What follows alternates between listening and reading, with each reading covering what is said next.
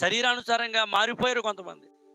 ఆత్మానుసారంగా ప్రారంభించిన భక్తి, ఆత్మానుసారంగా మొదలుపెట్టిన విశ్వాస క్రియలు ఈరోజు శరీరానుసారంగా మారిపోయినాయి. దేవుడు, బైబిలు, వాక్యము అని మొదలు పెడతారు కొంతమంది. కానీ రాను రాను రాను రాను శరీరాన్ని ఆస్పదం చేసుకొని యేసుప్రభుని నమ్ముకున్నప్పుడు యేసుప్రభువే గొప్పోడండి, మాకు ఆయనే కావాలంటారు. కానీ ఈ రోజుల్లో చాలా మంది యేసుప్రభుని నమ్ముకున్న శరీర సంబంధమైన వాటిని ఆస్పదం చేస్తారు. అందులో ప్రధానమైనది కులము. మన భారతదేశంలో ఇండివిజువల్ వ్యక్తి ఎందుకు అభివృద్ధి చెందడంటే ఈ కుల వ్యవస్థ. క్రైస్తవ లోకంలో కూడా కులం కదా, కులపిచ్చి పోవట్లేదు కొంతమందికి. దేవుని మందిరానికి వచ్చినా సరే మా కులం ఏంటో మీకు తెలుసండి, మా కులస్తులందరూ అక్కడ ఉన్నారండి, నీ కులస్తులందరూ పరలోకానికి వెళ్ళకపోతే నువ్వేం చేస్తావు? మంచిదే, కొన్ని సందర్భాల్లో అది మెన్షన్ చేసుకోవడం, అవసరాన్ని బట్టి చెప్పడం నేను తప్పని చెప్పట్లే. కానీ దేవుని సన్నిధికి వచ్చిన తర్వాత కూడా కులమే నువ్వు పట్టుకొని అలాడుతుంటే, కొన్ని ప్రాంతాలను విన్నాను, కుల ప్రాతిపదికన కూడా సంఘాలు నడిపించబడతాయంట. అమ్మా మనంతా ఒకటే కులం, నువ్వు కూడా మా కులమే కదా, వచ్చేయమ్మా అందరూ ఒక చోట ఉంటాం, రేపు పొద్దున్న నీ పిల్లలకి ఏమైనా పెళ్లి చేయాల్సి వస్తే, రేపు పొద్దున్న మీ ఇంట్లో ఏదైనా శుభకార్యక్రమం జరిగితే మన కులపోలు అందరూ ఉంటారు, సపోర్ట్ చేస్తారమ్మా, లేదంటే కష్టపడిపోతావని ఆ కులస్తులందరినీ కూడా అట్రాక్ట్ చేసి, ట్రాప్ చేసి ఆ కులపు సంఘంలో పెడతారని అంటారు. అందరూ పొద్దున్న నరకంలో ఉంటారు అంతే. యేసు ప్రభు రక్తంలో కడగబడాలి, ఆయన వాక్యం ద్వారా శుద్ధీకరించబడాలి, ఆయన ఆత్మ ద్వారా నడిపించబడాలి, అంతేగాని కులం ద్వారా నడిపించబడేటువంటి రోజుల్లో.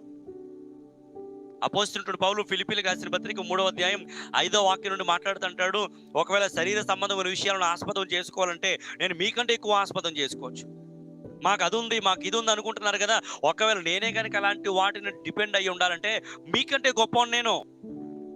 నా గోత్రం, నా కులం, లేదా నా బ్యాక్గ్రౌండ్, నా వంశం, నాకున్న ప్రత్యేకతలు చెప్పుకుంటూ పోతే ఎన్నో ఉన్నాయి. కానీ అవన్నీ క్రీస్తుతో పాటు సమాధి చేసేసాను, పెంటతో సమానంగా ఎంచుకున్నాను. వాటిని నువ్వు చెప్పగలుగుతున్నావు అసలు? కాదండి ఫలానా కులం అండి, ఎవరు చెప్పమన్నాను నిన్ను? వాటిని ఎత్తి చూపమని ఎవరు చెప్పారు నిన్ను? దేవుని ప్రజలు.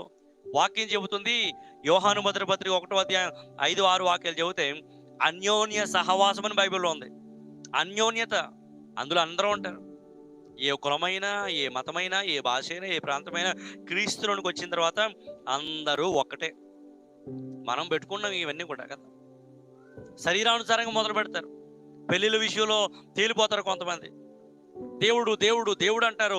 కరెక్ట్గా పిల్లల పెళ్ళిళ్ళ దగ్గరికి వచ్చిన తర్వాత అయ్యగారు మా కులపోలనే చూడండి కొంచెం అంటే శరీరానుసారంగా ఆలోచించట్లేదు నువ్వు.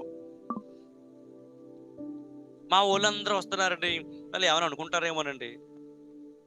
బంధువులు వదిలిపెట్టేవో నేను చెప్పట్లేదు, కానీ శరీర సంబంధమైన వాటిని ఇంకా వదిలిపెట్టకపోతే నువ్వు ఎలా పరిపూర్ణత చెందుతావు అనుకుంటున్నావు? అబ్రహాముతో దేవుడు నువ్వు వెళ్ళిపో, నీ తండ్రి ఇంటిని, నీ జన్మభూమిని అన్నీ వదిలిపెట్టి వెళ్ళిపో, నువ్వు ఏమీ కూడా తీసుకెళ్తుంటే అబ్రహాన్ని వదిలిపెట్టి వెళ్ళిపోయాడు. రూతు కూడా పాపం మోయాబు దేశం నుండి వచ్చినప్పుడు అన్నీ వదిలిపెట్టి వచ్చింది కదా. 45వ కీర్తనలో కూడా ప్రభువు మాట్లాడుతూ చూడ ఒక మాటను వాక్యంలో రాయబడి ఉంది. 45వ కీర్తన 10వ వచనం, కుమారి ఆలకించుము, చెవియొక్కుము, నీ స్వజనమును నీ తండ్రి ఇంటిని మరువుము. మర్చిపోయావా మరి? నీ తండ్రి ఇంటిని, నీ సొంత ప్రజలు మర్చిపో. కొంతమంది మర్చిపోరు, ఇంకా మాటికి గుర్తు చేసుకుంటారు గతకాలపు జీవితాన్ని, గతకాలపు అలవాట్లు, గతకాలపు ఆశలు ఇంకా మాటికి జ్ఞాపకం చేసుకుంటూ మేము అదండి, మేము ఇదండి. వాక్యం చెబుతుంది నువ్వు వదిలేయాలంతే. గతంలో నీకెవరో చెడ్డ స్నేహితులు ఉండేవారు, అమ్మాయి అయితే అబ్బాయితో, అబ్బాయి అయితే అమ్మాయితో ఎవరో స్నేహితులు ఉన్నారు. వదిలే, ఇంకా ఎంతకాలం పట్టుకుని వెనాడుతావు? లేదా నరకానికి ఈడ్చుకుని పోతాయి అంతే. నువ్వు వదిలిపెట్టకపోతే ఆ పాపలను వదిలిపెట్టదు. సంఖ్యాకాండం 32:23 వాక్యం ప్రకారం నీ పాపం మిమ్మల్ని పట్టుకుంటుందని బైబిల్ చెబుతుంది. నువ్వు వదిలిపెట్టాల్సిన వాటిని వదిలిపెట్టకపోతే అవి ఒక దినాన్ని నిన్ను వదిలిపెట్టవు. కొంతమంది పెళ్ళి అయిన తర్వాత అమ్మాయిని అత్తగారింటికి పంపించాలంటే ఎంత బాధపడతారో కదా. అఫ్కోర్స్ తల్లిదండ్రులకు ప్రేమ ఉంటుంది కాదనట్లేదు, కానీ నీ కుమార్తె కలకాలం నీతో కంటే భర్తతో ఎక్కువ కాలం బ్రతకాలి, భర్తతోనే జీవితం అంతా బ్రతకాలి. కాబట్టి వారిద్దరి మధ్యన ఎవరు ఉండకూడదు. కానీ లేదండి మా ఇంట్లో ఉంచుకుంటామండి, మా ఇంట్లోనే పెట్టుకుంటామండి. నీ కుమార్తె జీవితాన్ని నువ్వే చేతులారా పాడు చేస్తావు. నీ కుమార్తె జీవితాన్ని నువ్వే చేతులారా పాడు చేస్తున్నావు. వివాహం అయిన తర్వాత కొన్ని రోజులు ఉంచుకోవడం తప్పు కాదు, కొంతకాలం ఉండడం తప్పు కాదు. అమ్మాయి వెళ్ళడానికి కూడా భయపడుతుంది, కానీ నువ్వేం చెప్పాలి? మోటివేట్ చేసి ప్రోత్సహించి, అది కాదమ్మా బాగానే ఉంటుంది, మీ అత్తగారు బాగా చూసుకుంటారు, మంచిగా ఉంటుంది అని చెప్పి పంపించి వారి కోసం ప్రార్థన చేయాలి.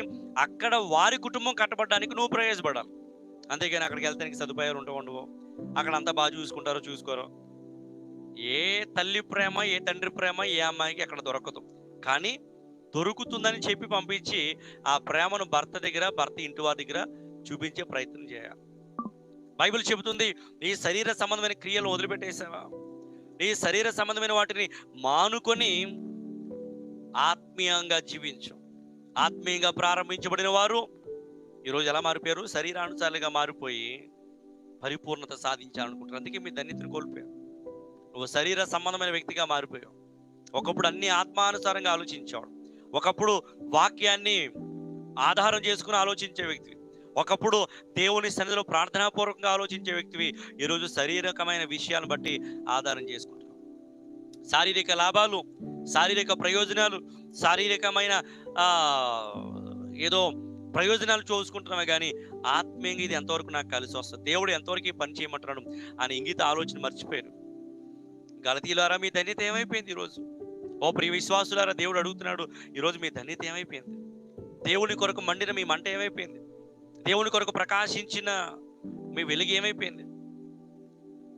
దేవుని కొరకు జీవించాలని మీ తపన ఏమైపోయింది ఈరోజు? అది కదా ప్రభు మిమ్మల్ని అడుగుతున్న ప్రశ్న.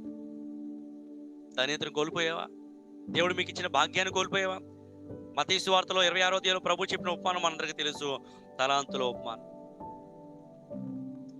మొదటి వానికి 5 ఇచ్చాడు, రెండో వాడికి 2 ఇచ్చాడు, మూడో వాడికి 1 ఇచ్చాడు. 5 ఇచ్చిన వాడు, 2 ఇచ్చిన వాడు వ్యాపారం చేశాడు, పని చేశాడు, కష్టపడ్డాడు, డబల్ చేశాడు. మూడో వాడు మాత్రం పాతి పెట్టేశాడు. ఈ రోజులో చాలా మంది తమకు ఇచ్చిన వాటిని వాడట్లేదు. దేవుడు నీకు అవకాశాలు ఇస్తున్నాడు, తరుణాలు ఇస్తున్నాడు. నువ్వు చేతులారా వాటిని దూరం చేసుకుంటున్నావా? లేకపోతే వాటిని జాగ్రత్తగా వాడుకొని ప్రభువుకి లెక్క చెప్పే వ్యక్తిగా నీవు ఉన్నావు? ఈరోజు దేవుని వాక్యం వింటున్న ప్రియ విశ్వాసులారా, దేవుడితో మాట్లాడుతున్న మాట, దేవునికి ఇచ్చిన కుటుంబం, దేవునికి ఇచ్చిన ప్రతి ఈవిని ప్రభువుకి లెక్క చెప్పుకోవాలన్నట్లుగా వాడుకో. ఆరోగ్యాన్ని ఇచ్చాడు, ఆరోగ్యం జాగ్రత్తగా వాడుకోవాలి. డబ్బులు ఇచ్చాడు, ధనం కూడా సరిగా వాడుకోవాలి. ఏమి ఇచ్చినా దేవుడు దాన్ని లెక్కడుతో ఒకరోజు గుర్తుపెట్టుకో. మరి ఈరోజు నీ కుటుంబాన్ని, లేదంటే నీ వ్యక్తిగత జీవితాన్ని ఎలా కాపాడు? నీ ధన్యత కోల్పోయావా? దేవునికి ఇచ్చిన సంతోషం, దేవునికి ఇచ్చిన ఆనందాన్ని కోల్పోయావా?